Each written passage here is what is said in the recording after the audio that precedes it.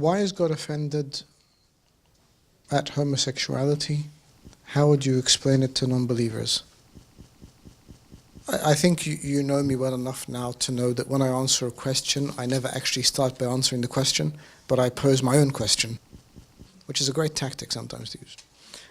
But actually I do think we need to pose our own question, and that is, why do we feel the need to be drawn into a very aggressive social issue that has its own driving force and almost pushes us towards a certain direction?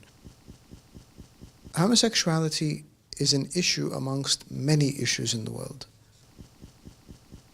Just because people have decided to make it the primary issue does not mean that it must become the primary issue.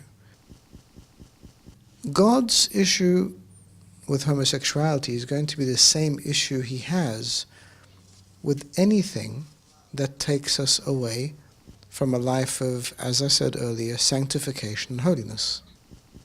So if you think of, let's not discuss whether it's right or wrong to be homosexual. I think we've done that to death.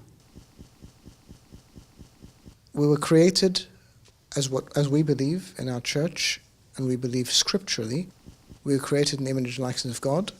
We were created as man and woman with the ability and the blessing of being able to procreate. That was part of the dynamic, and that is obviously what we were created to live within that model. So away from that then, whether we're speaking about homosexuality or heterosexuality, I think what we need to focus on is holiness and righteousness. Now, if we believe in the holiness of matrimony, of marriage, as defined by us, and as defined by all of the traditional Christian churches, and as defined by most of the world's faiths, marriage is between man and woman. For us, it is a sacramental link, a sacramental union. For everybody else, it is some kind of important intrinsic union as well. So within that meaning, although there is a secular understanding of marriage, that determines legal standing in terms of property ownership, in terms of civil status. That is a civil, legal understanding. But from an ecclesial understanding, as far as we're concerned, marriage is still between man and woman, which means that is the only sacred and godly relationship that can be within that context. Any other relationship outside of that context, whether it's homosexual or heterosexual, is therefore not falling within the bound of holiness and righteousness. So what we need to do, and I've said this time and time again, we need to redefine the battlefield, rather than keep walking into battles that we're constantly going to lose because we're playing on somebody else's definitions. So own the argument,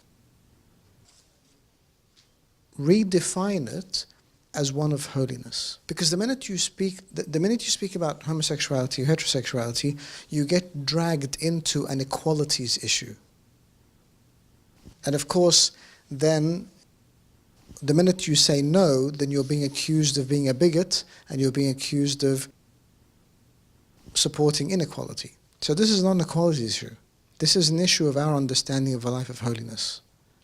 And on that basis, in that context, holiness is that which is lived within a marital relationship for the glory of God, in our context as Christians, brought together through the sacrament in which the church gives us to each other as the agent of God on earth. Does that make sense?